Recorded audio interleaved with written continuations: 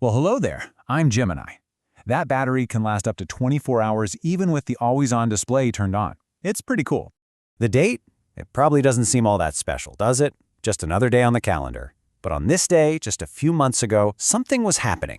Not out here in the real world with sirens and flashing lights, but in the silent, invisible world of the blockchain. A heist was well underway.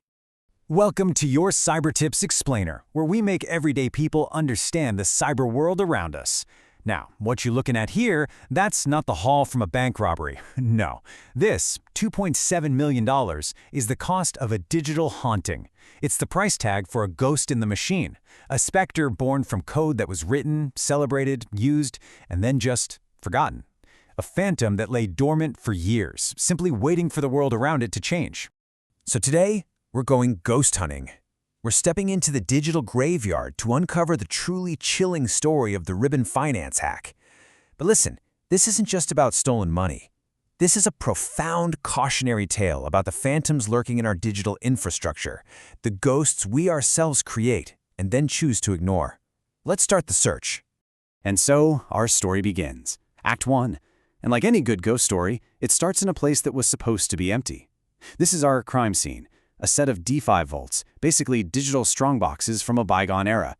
You see, Ribbon Finance had moved on. They rebranded to Avo way back in 2023 and shifted everyone over to a new, better system. These old vaults, they were just relics, monuments to what used to be. But, as one thief discovered, they weren't quite empty, and they were far from powerless.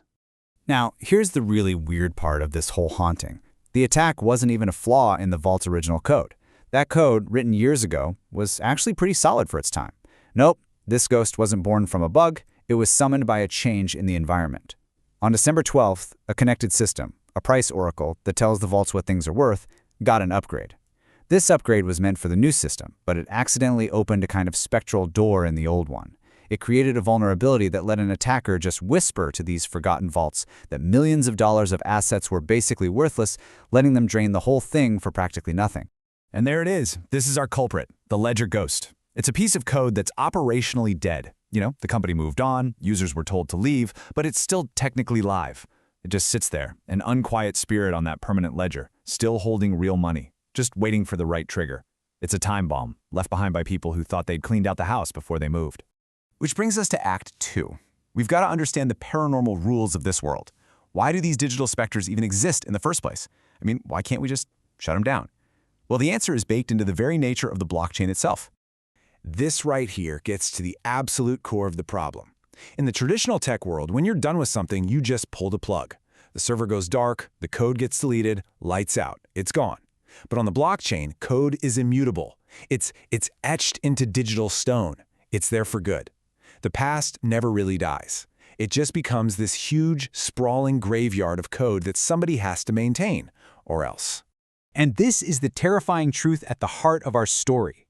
You could write a perfectly secure piece of code, get it checked by the smartest people on the planet, and launch it. But 5 years from now, the world it depends on, the other programs, the libraries, the very rules of the network, all of that will have changed. The security assumptions you made back in 2021 are completely invalid by 2026. This slow decay is called architectural drift, and it's the very thing that lets these ghosts materialize from what was once solid, safe code. Now, as any good ghost hunter knows, not all ghosts are the same. They come in all shapes and sizes, each one with its own terrifying MO. You've got the noisy, violent ones that drain funds over and over again, kind of like a poltergeist throwing things around a room. You've got the cunning, deceptive shapeshifters. And then there are the really insidious ones, the silent assassins, that don't steal your money, they just lock it away from you forever. Let's start with maybe the most infamous spirit of them all, the poltergeist, better known as a reentrancy attack. It's one of the oldest and most destructive ghosts in the code. Think of it like this. You ask a vending machine for a soda. While the can is falling, but before the machine marks the transaction is complete, you manage to hit the button again.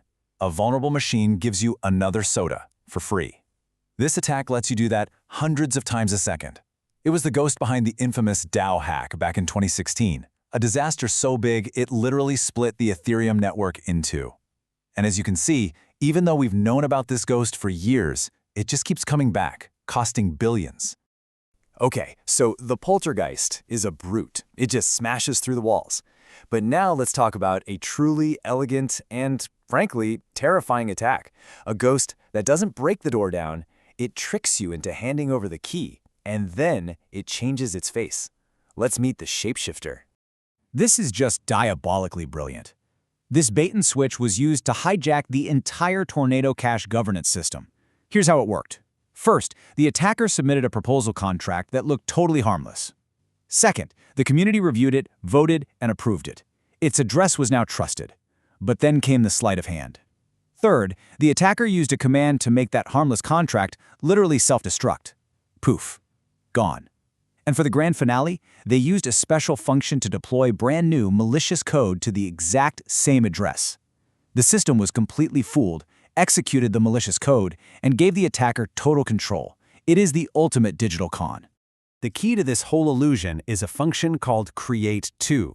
Now, it was designed for good reasons, to create predictable, reusable addresses, but it also created the perfect tool for this crime. It turns a core feature of the network, something meant for order and predictability, into a master key for deception. It lets a contract be reincarnated with a much darker soul.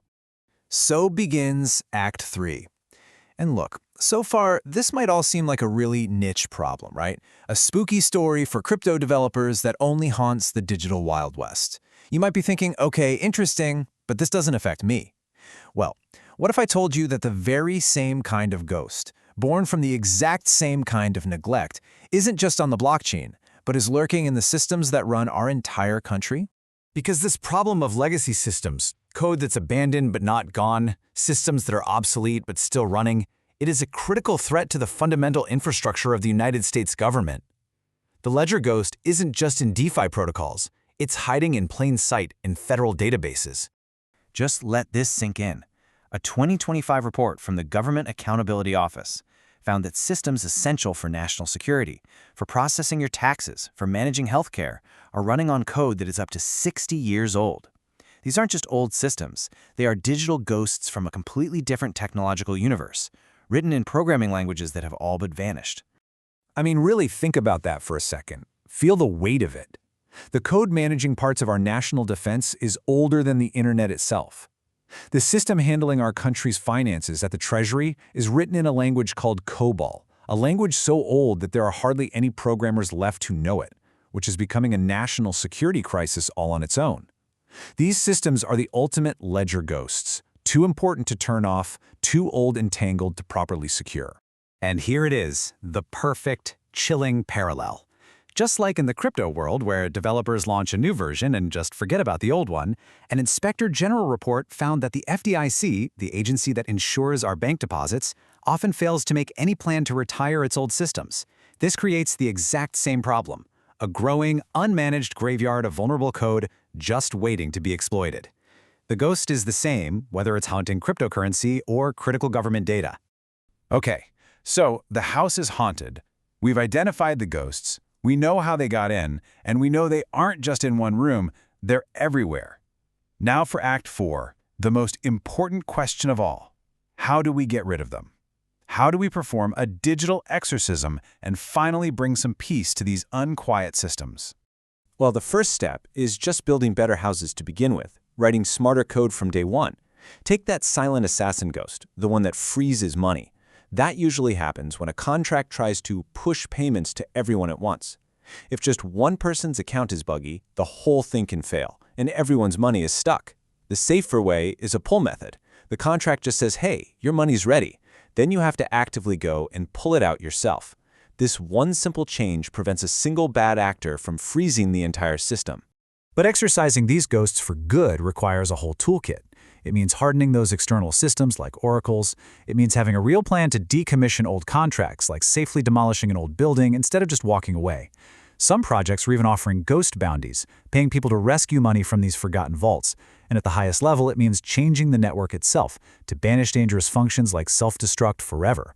Really, what this is a huge cultural shift away from the myth that you can just set code in stone and forget about it. We have to embrace active lifecycle management. And the data from real-world attacks absolutely proves this point. When you look at why things go wrong during system upgrades, the very moment these ghosts are often summoned, you see a clear pattern. It's not always some brand new, super complex attack. Look at this. It's often a failure of the basics. Malicious code, improper setup, these are fundamental mistakes. It tells us that while the ghosts might be sophisticated, the exorcism often comes down to simple discipline and treating the end of a system's life with as much care as you treat its beginning. The ledger ghost, in all its forms, is so much more than a security threat. It's a powerful, haunting lesson. It teaches us that our digital history is never really gone.